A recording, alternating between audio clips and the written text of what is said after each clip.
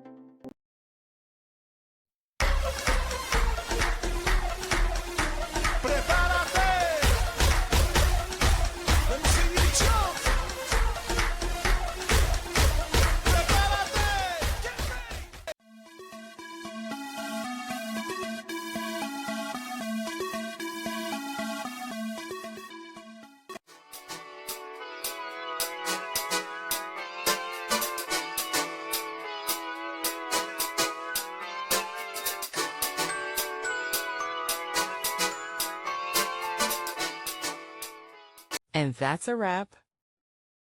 I hope you found the answer you were looking for. If you did, take a second to hit that subscribe button. It really helps out. And let me know in the comments which solution worked best for you. See you next time in the debug zone.